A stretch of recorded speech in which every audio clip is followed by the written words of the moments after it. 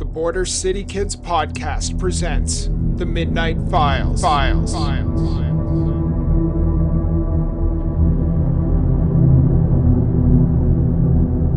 This week on the Midnight Files podcast, we dive into the case of Valak, the nun. It's late. The candles are flickering. The shadows are long.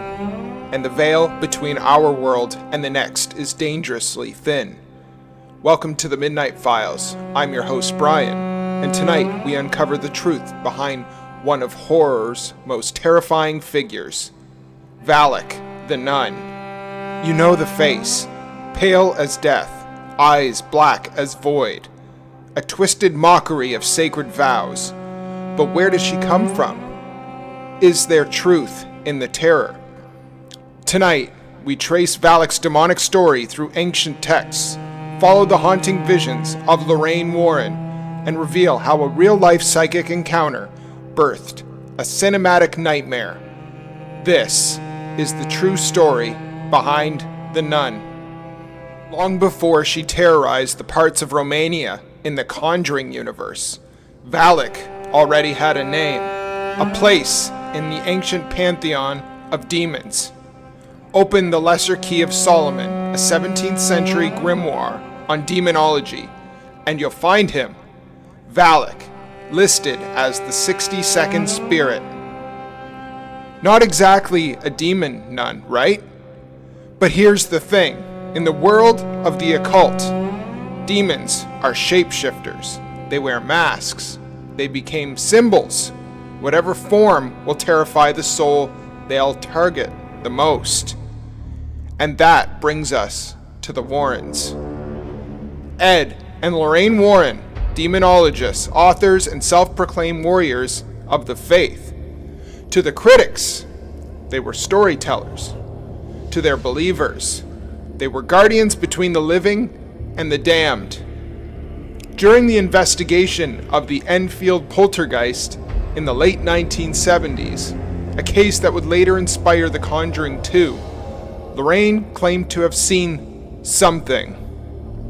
Not the spirit of a child, not a typical haunting, but a vision, a horrifying, cloaked figure that haunted her dream. A nun with death in her eyes. In interviews years later, Lorraine described a moment of pure dread.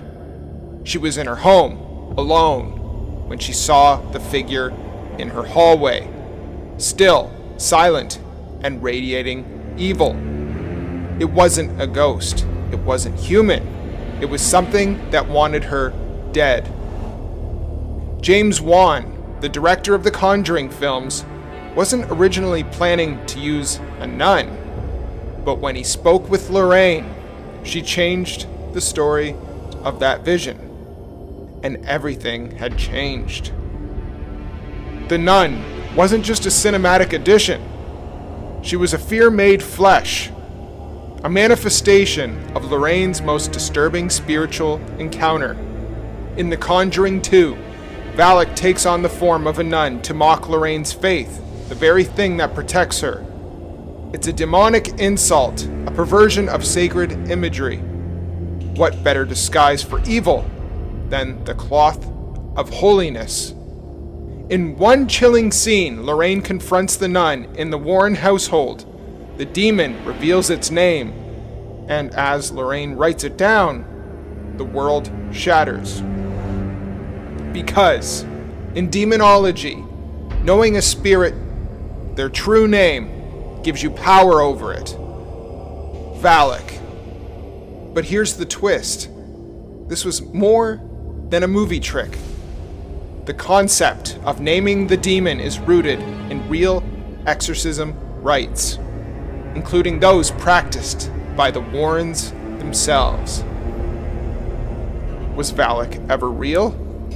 Let's separate fiction from folklore. The Valak of the Grimoires, real. The terrifying nun, a Hollywood invention, but with roots in a real psychic experience. And when Lorraine Warren says she saw the entity long before the films ever existed, in her dreams, in the dark, standing at the foot of her bed. It's hard not to feel a chill crawl up your spine. So, was Valak real?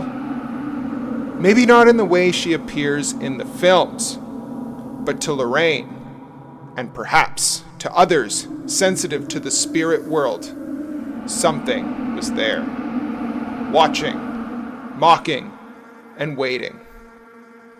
The nun terrifies us because she's the ultimate contradiction, holiness corrupted.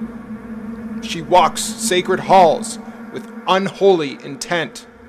She wears the cloth of peace, but brings torment.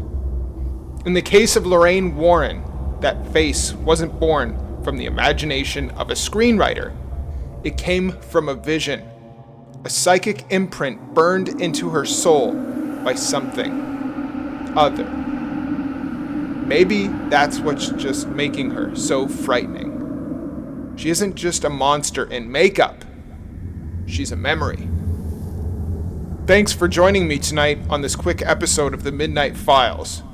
We hope this week's dive into Valak's origins has stirred your curiosity and maybe even sent a chill down your spine.